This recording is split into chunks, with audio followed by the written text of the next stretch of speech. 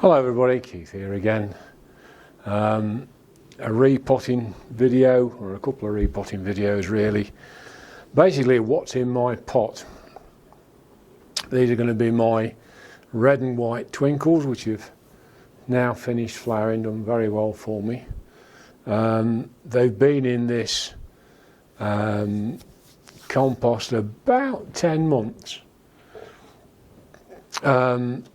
And it'll be nice to see what's happening. We've got new growths. That one's been growing for a while, but we've got one there, and sure I found them. Oh yes, there's another one just starting there. So I want to have a look and see what's happening in the pot. And the answer is actually not very much. There's not really any sign of new roots. The roots that are here are a bit papery. They've obviously been good enough for it to flower, but the worrying thing is that the stuff at the very bottom of the pot is damp, and these haven't been watered for some time. Now this is using the Westland medium, which I've used quite a lot in the recent past, and to be honest, I'm beginning to wonder whether I'm doing the right things by using it on its own. I mean, I don't know how well you can see in the bottom of there, but there's almost like a peaty residue, which is not great. So what I've done, I do like this stuff because it does stay moist. I'm not going to cut the roots off. You know, they're not great. There are some in there that are probably okay, but they really aren't doing very much. But you have got some new roots coming on that. We'll have some new roots coming from these. So I think if it goes back in the same pot, it could even do with potting down, but I don't think I've got anything small enough. So it's going to have to go in there. But what I'm going to do is do what I've done in the recent past in situations like this. And that's put a thick layer of ordinary bark in the bottom of this. Just plain bark, nothing special. And then put the Westland stuff over the top. Now if I put a good half pot of that, that takes the twinkle so that it just sits on top of that. So if it needs moisture, it'll get it from the stuff it's potted in, which is this Westland material. I like that, as I say, it does retain moisture, it does have ceramics in it, so that's all good, but I'm not convinced that if by doing it the way I've done it and just using it on the whole plant, I mean, so a lot of these roots really are not very good. So quite how it's done as well as it has, I'm not sure. I mean, one thing's for certain was when I got it, it was in a bad state. Both of these were, and I didn't really realise it was. But they've both pulled through. They're both flowering flowered quite nicely for me.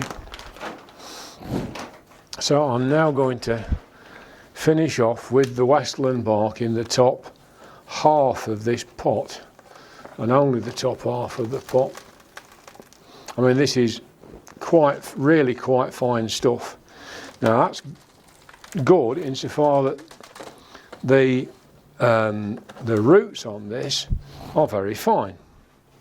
So you don't want huge, great, chunky bark, I don't think, to actually, like you would on a phalaenopsis, for example, because there'd be too much air. I know these things like air around the roots, we all know that. They don't want to be sitting in moisture. Well, for the most part, they don't want to sit in moisture. But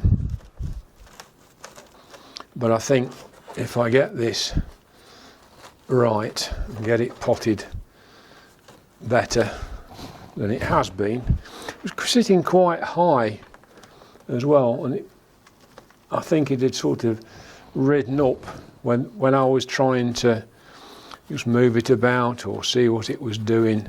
It had a tendency to rise up because the roots were not getting really well gripped. Now, yeah, that's just going to do exactly the same again. So it's reasonably stable, and as I know that the roots that are in there are not great.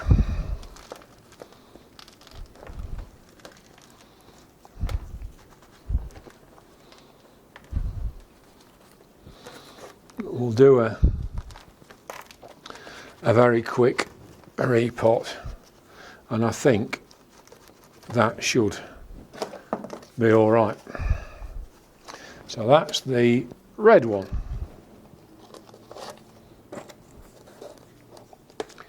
Which I got from Lawrence Hobbs out of flower at the East Midlands Orchid Society show last March. So next one.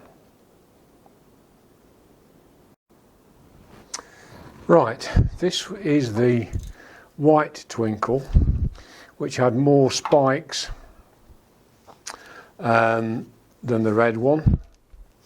The red had 2, I think. This one had 6. But these are finally finished and are going to want trimming off. So we can do that. And then, as the old saying has it, the dog can see the rabbit.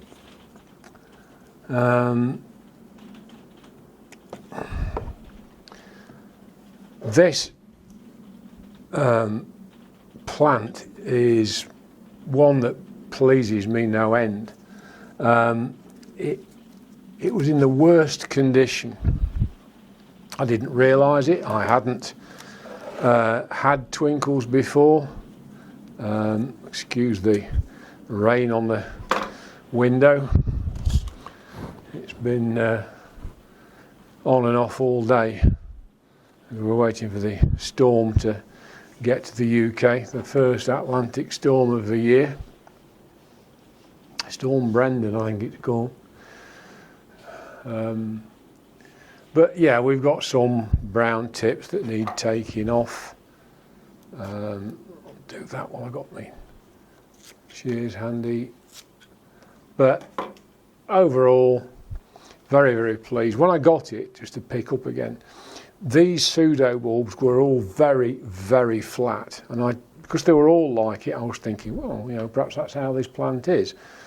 And it put up a lot of new growths. And then the old pseudo bulbs, absolutely amazingly, started to swell again. So there must be some roots under here. But again, now it's finished, we've got one new growth there, at least. And so, there's another one there. So we've got new growths coming. It's a reasonable time to have a look and see what's happening. Now this one is in better condition, but I'm sure you can see that that is wet and it hasn't been watered for about at least 10 days. So this plant has done clearly much, much better than the red one. There's a lot of really nice roots here, but I'm really not happy with this Westland material down at the bottom. It really hasn't been draining properly. So although, you know, the plant's done ever so well, I'm really pleased. And believe me, this is taking some cleaning. It's got hold of this stuff. It's obviously not doing the best it could. So I think, as it's going to take me a little while to clean this up, I'm going to stop the video and I'll show you what it's like when I come back. It's certainly very, very different to the other one. There are some dead roots. I've just found some down here at the bottom. But yeah, we'll as I say, I'll have a play with this and we'll come back very soon. Right, here we are then, back again. The plant has a very decent rootstock, but it's a very short one. You can see why Roger has done really well with his on a mount, because putting those in a deep pot is a waste of time. Now there are some dead roots, but it's such a tangle under here, there's no way I can really do a lot with those until it comes to the point where I've got to start looking to split the thing. I think that's going to have to be it. I've had it under the tap, I've done what I can, but I think you can see that it's a very dense mat of roots that is going to grip really well. But if you look at the height of that pot, most of the roots are nowhere near, sorry, get it like that. Most of the roots are not going to be anywhere near the bottom of that pot. I could do it 1/2 that height. So I'm going to do exactly the same with this that I did before and put bottom half of it is going to be filled with just ordinary plain bark. And then the stuff that this one in particular appears to like very much, the Westland stuff, is just going to go into the top of it. I think it's going to be all right like that. I think the whole point is that I need it to drain a lot better than it has been doing. It's not been draining at the bottom, just like the other one.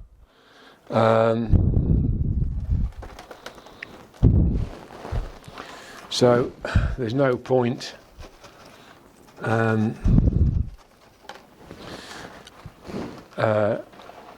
trying to use this all the way down. I don't think that that using all coarse bark would work either.